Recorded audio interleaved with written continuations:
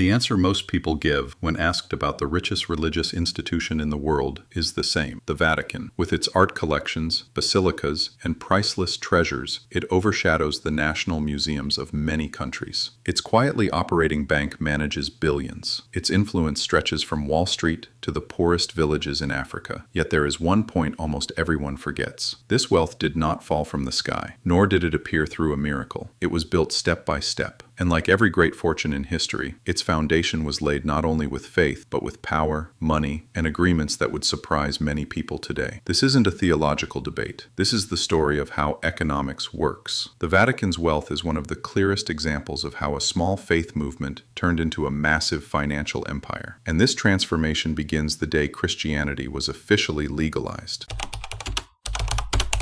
In 313 AD, Roman Emperor Constantine legalized Christianity with the Edict of Milan. In a single night, a small underground community became a protected, state-backed religion. As legitimacy grew, gifts poured in. Aristocrats donated land, emperors offered treasures, and privileges were granted. The first St. Peter's Basilica, personally financed by Constantine, carried a clear message: holiness and grandeur can stand side by side. From that moment on, the church learned a simple truth: money is power, and power demands more money. In the Middle Ages, the church developed its first major financial tool, the tithe. Every believer had to give 10% of their income to the church. This created an uninterrupted stream of revenue, from the farmer's field to the priest's chest, then to the bishop's, and finally to Rome. For a poor peasant, this was a heavy burden. If they failed to pay, they believed their worldly order and their afterlife were at risk, or they were made to believe so. This wasn't charity. It was a religiously sanctified taxation system. But if you ask me, religious institutions shouldn't be collecting taxes. What should they do instead? They should identify people in need, and even if they don't give money themselves, they should gather help for the ones they identify, so at least those people can breathe a little easier. This is just my opinion. Do you think I'm right? Let me know in the comments. As centuries passed, these revenues accumulated and turned the church into Europe's largest landowner. By the year 1000, the Catholic Church was believed to own nearly 1/3 of all land in Western Europe. Vineyards, mills, forests, fields, real assets, real income flow. But even land and taxes couldn't satisfy this growing machine. In the 11th century, the church discovered a new financial weapon: indulgences. Those who paid could reduce the punishment for their own sins or those of their deceased relatives. The idea of selling salvation was simple, but its returns were enormous. This revenue funded not only churches, but wars. The Crusades, which began in 1096, were presented as a holy struggle, but were in reality a massive economic opportunity. New taxes were imposed for military expenses, indulgences were sold to those who couldn't join the campaigns, conquered cities were plundered, and lands were seized. By the end of this process, the Vatican had become not only a spiritual center, but an economic and military power rivaling kings. And here was the irony. While priests preached poverty and humility, the Vatican had become the largest tax collector and landowner in Europe, a pattern we see in every empire throughout history. The morality told to the masses is one thing, the money machine behind the curtain is another.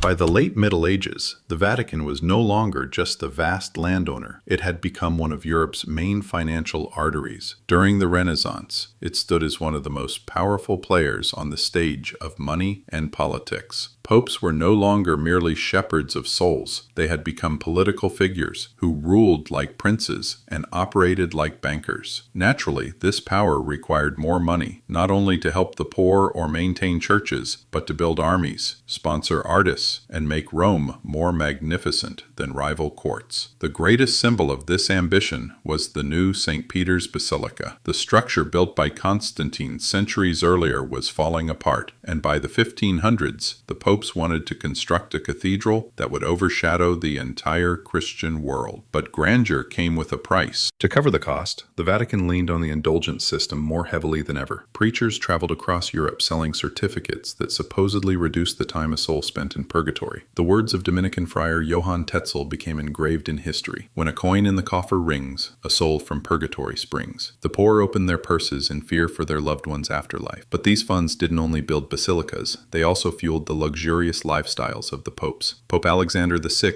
of the notorious Borgia family turned the palace into a nest of nepotism and intrigue. Medici-born Pope Leo X spent unfathomable sums on art, festivals, and luxury. While the poor of Rome starved, the Vatican displayed wealth that even monarchs envied. While sermons condemned greed as a sin, the Vatican's own extravagance made hypocrisy impossible to ignore. Yet, as always, the public continued to believe.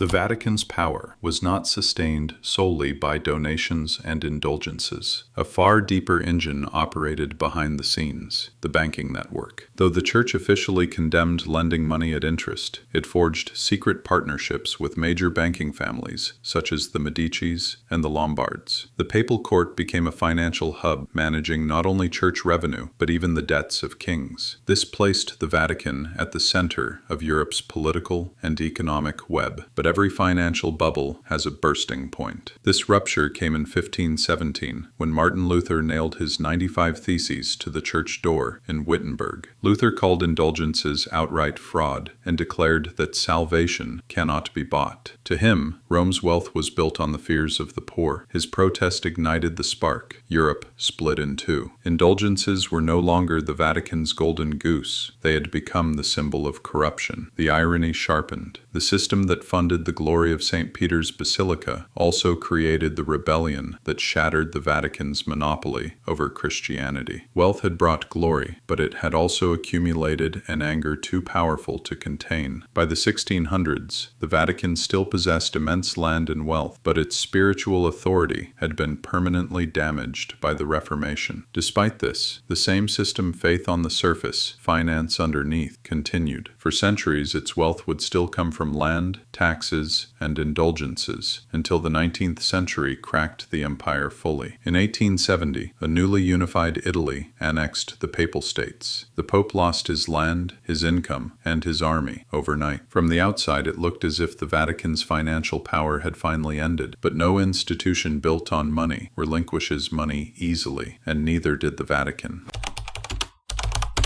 History, as always, showed us a clear truth. Institutions built on money don't surrender it easily. The Vatican's comeback arrived through one of the 20th century's most overlooked agreements, the 1929 Lateran Treaty. Mussolini, seeking legitimacy for his fascist regime, needed the Pope's support. So he not only granted Vatican City full sovereignty, but also compensated the Church for its lost territories with an enormous payment, 750 million lira in cash, plus 1 billion lira in government bonds, worth billions in today's value. In one night, an institution on the brink of financial collapse was revived. It was a financial bailout for Europe's oldest institution, paid by a dictator. With this capital, the Vatican built a new financial machine, the Institute for Religious Works, known as the Vatican Bank. Officially, it managed the funds of religious orders and charities. In practice, it became a shadowy financial powerhouse, closed to outside oversight, wrapped in secrecy, and deeply entangled in global politics. During the Cold War, it funded anti-communist movements. In the 1980s, it was at the center of one of history's darkest scandals. Banco Ambrosiano, billions vanished, and Roberto Calvi, God's banker, was found hanging under Blackfriars Bridge in London, his pockets filled with bricks. His death was ruled a murder. Whispers linked the Vatican Bank to mafia networks, intelligence agencies, and money laundering operations. And the irony was striking. A religious institution preaching poverty had mastered the dark arts of modern finance better than many corporations.